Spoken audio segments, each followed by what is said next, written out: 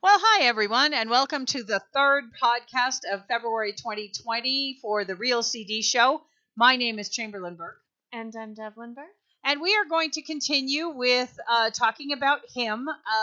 Earlier this month, for the last 2 weeks, we've covered various aspects of him, a little bit about their history, and then one of their albums.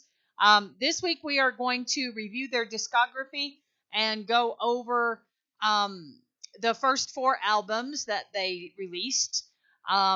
So those are called Greatest Love Songs, Volume 666, Razorblade Romance, Deep Shadows and Brilliant Highlights, and Love Metal. And you can get this information from Wikipedia.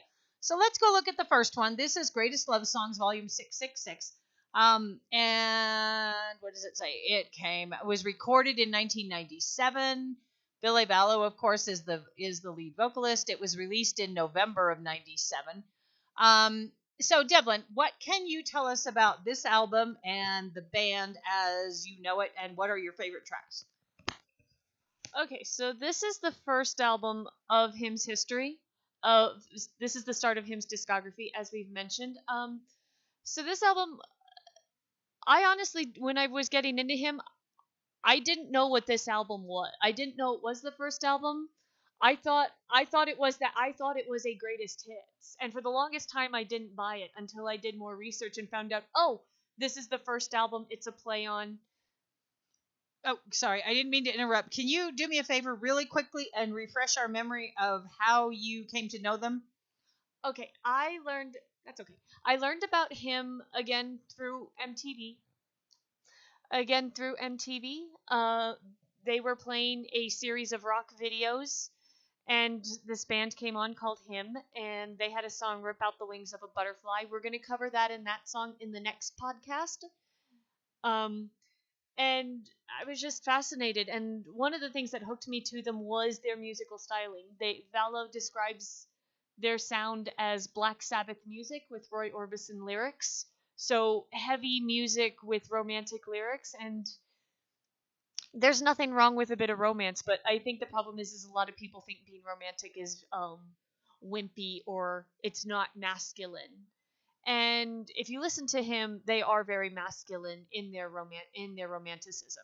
Do you think that the fact that they're called goth metal and some of those things has any effect on that?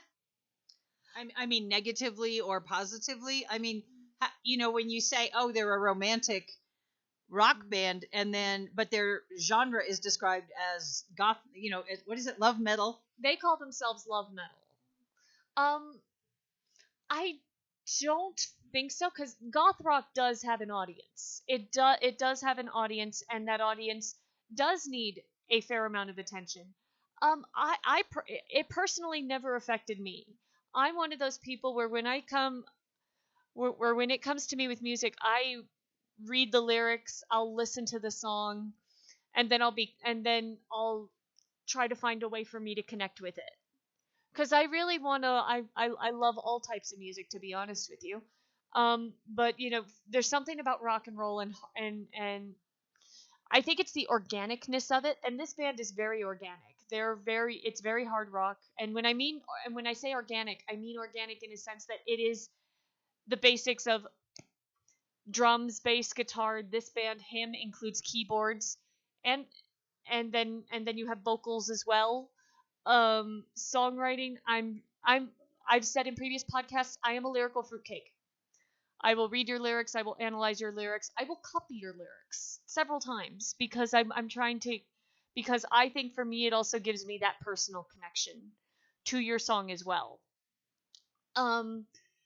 But I don't think it had a negative effect. But like I said, so getting back to this album, so this song has two big standout songs on here, which is a cover of the Chris Isaak song Wicked Game, which was originally on the Chris Isaak album Heart Shaped World.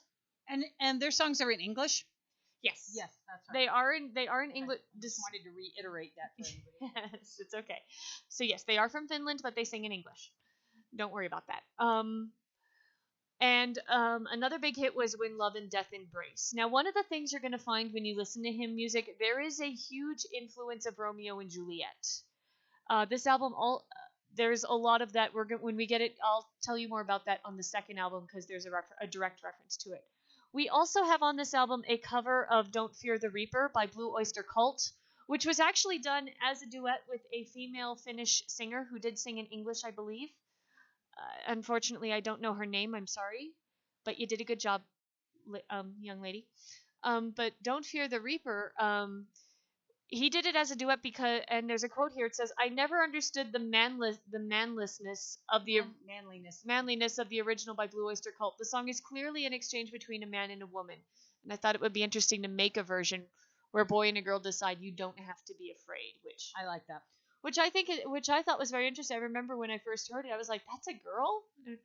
Wow, this is a duet." And I brought this point up when we did podcasts a couple weeks ago. There's not a lot of collaborations in rock and roll. It's mostly, you see collaborations in pop music and in hip hop, and not a lot in hard rock and heavy metal, and I don't know why. But I thought this was a very interesting and a good cover.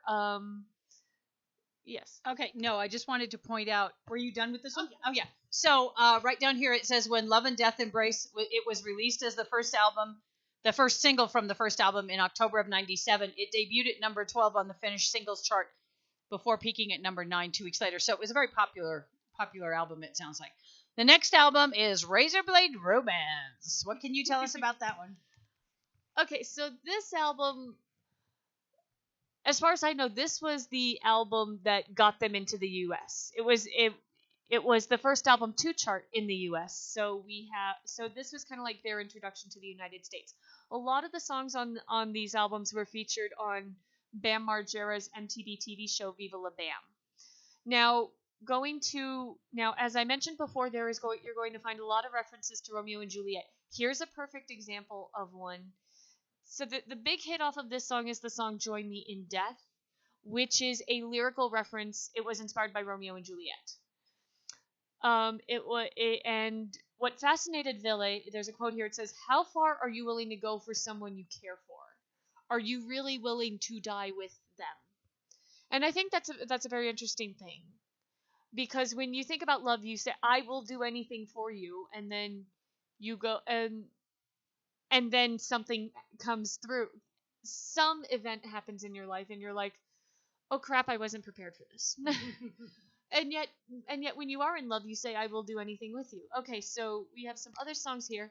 Another big hit off of this album was Right Here in My Arms, which was a very 80s influenced song. My personal favorite song on this album, I have two, is the song Resurrection, which was described as Bon Jovi putting on goth masks by Ville Valo. He described it as that, which is very interesting. There's also a very breathtakingly beautiful ballad on here called Bury Me Deep Inside Your Heart, which was described as Depeche Mode meets Roxette. Wow. It's a beautiful, beautiful ballad. Like, the opening line is, "Let me wake up in your arms." Aww. I mean, that's how romantic this band is. And it's a great album. There's Right Here in My Arms is probably the kick in the butt song you will expect. It's described as a Billy Idol ripoff. So let me ask you a question. From listening from album 1 to album 2, did you see any changes musically? Were there any like, it's not like the Kiss Disco album, did you see any changes, or were if you listen to album 1 and before you buy album 2, are they pretty much the same? Do they stay musically the same, or do they change? Okay, so throughout him's discography, there is a consistency in the music. It is this theme of melancholy,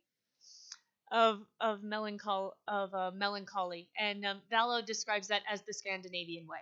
Oh, perfect. Okay, that's what I wanted to know. For people who are going to start this, or people who may have one album and we're encouraging them to go to 8 albums, I wanted to know what that was, and you said it very beautifully. Thank you.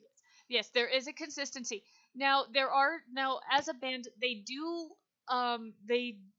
experiment a little bit, and we're going to get into that on the third album. But there is basically a consistency of the melancholy and and there's a lot of longingness for love and for that one person. through album to album. Now the next album, Deep Shadows and Brilliant Highlights, this is where they kind of start experimenting. This album is described as commercially poppy. It's commercial, and they described it as commercial and poppy. My personal favorite song on this album is Heartache Every Moment. The big hits on this album were that song Heartache Every Moment and In Joy and Sorrow. Lose You to there's another I also love the track Lose You Tonight, which Valo described as Bon Jovi on mushrooms. And there's a haunting ballad at the end of the album called Love You Like I Do, which was described as Elvis on acid. And that song also has Church Bells on it, which is a tribute to Black Sabbath. Oh wow, that's really cool. And if you think about it, church bells are in a gothic standard. They do have a tendency to be haunting. And you would expect that in something gothic, that would make sense. But you don't think of it from this point of view unless you're heavily into that. So this album was described as poppy. There's a lot of keyboards on this, and so if you're more into the heavier side, you may want to save this album for another time. But again, same romantic lyrics. Like I said, there is a heaviness. Lose You Tonight is probably is a very heavy up-tempo song, and like I said, and as I said, it was described as Bon Jovi and mushrooms. Don't Close Your Heart was inspired by Jefferson Airplane meets Bon Jovi. I think there's a lot of description of Bon Jovi, and I think it's because Bon Jovi is probably one of the happier metal bands. I mean, if you watch their videos from the 80s, they're very happy and smiling. And there was a lot of people in a lot of interviews, they were like, you're always so melancholy and so sad. And they're like, we're not that sad. It's just, we're Scandinavian. There's a melancholiness in Scandinavia. Okay, so now we're going to go on to the fourth album. Now, this album is probably the first album you should start with. Ville Valo has said for anyone who's new to him and goes up to Mr. Valo and says, I want to get into your music. What's the first hymn album I should buy? He always points to this one. People were saying we have a hard time describing you. We describe you as gothic. We describe you as, but you're not gothic. So we're not. Again, there's this thing about labels, and so they coined the term love metal. They said this is what we are. We are a hard rock group, but we have very romantic songs. The big hit off of this album is Funeral of Hearts. This was a closer from. That song was the closer for many concerts. My favorite songs on this album are Beyond Redemption and The Sacrament. For those even those sound very gothic. You know, those yes. I really love this, and I love this group, and I love these four albums. Yes. So we do have so when I talk about the intellectual component of hard rock and heavy metal, here's a perfect example. The final song on the album, called The Path, was inspired by the legend of Orpheus. So even if you're not familiar with Orpheus, you know that this is something you should look as a music fan and as a nerd in a good way. My mind will go to, well, why were you fascinated by the legend of Orpheus, and who is Orpheus, and things like that. So we do have that. This album, not a lot of keyboards. So this album, like I said, this is probably the first album you should check out. Valo described it as organic and dynamic.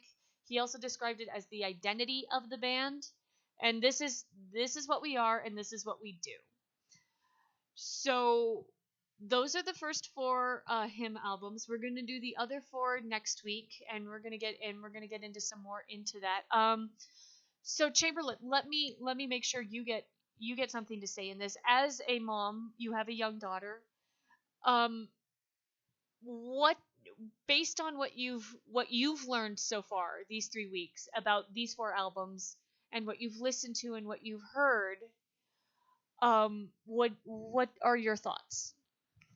Well, first of all, and I believe I mentioned this once before. What I like is that this band and other bands have picked up on things like you talked about Baudelaire. You talked about some of the other things in previous podcasts over the last couple of years. When people take a story that's based on a piece of literature, a piece of history, and they turn it into some kind of song. Excuse me. um, it gives you something to look at. It gives you something like, oh, this song is about this person. This song is about this event. This song is about this painting. Let me go find out. And it opens up a whole curiosity. And so what I like about many of these bands, all of these bands who use this creates something, and it makes it more intellectual. It makes it more academic. It takes away the feeling that turn that noise off. It's not noise. These people have something inside of them that they want to perform, that they want to share, that they're willing to share. This is something very personal and very raw. And so a lot of times some people, I think some composers or writers have things that are so personal that they don't want to share them.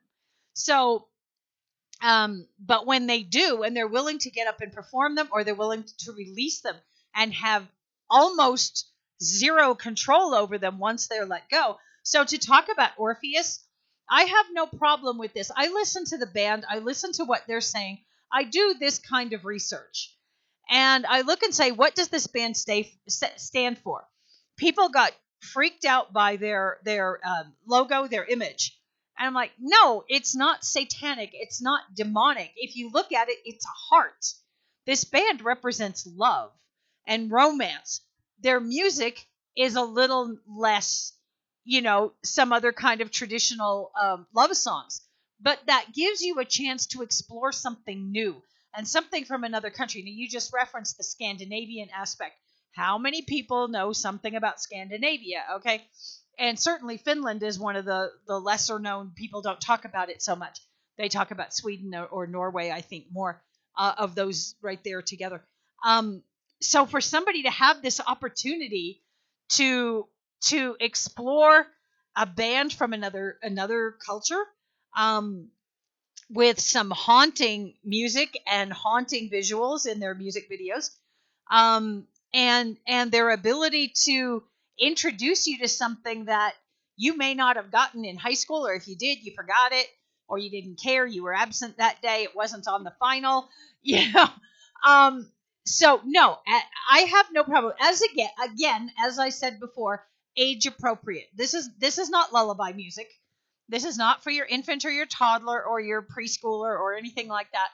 But as your children are growing up and they're exploring different kinds of music, feel free to explore this yourself first, and then introduce it to your children and say, hey, have you heard of this band? Unfortunately, the band is not touring. You can't go see them, but you can certainly check them out and listen to them, buy their albums, and check them out on YouTube, and develop your own sense of, what do I want my child to know, and what do I want to have a conversation with my child about. So I'm looking forward to next week when we do the last 4 albums and talk a little bit more about Mr. Vallow and the group Him. So with that being said, we are going to wrap up this podcast. So for the Real CD Show, my name is Chamberlain Burke. And I'm Devlin Burke. And we will see you next week. Thank you so much and have a great time. Bye.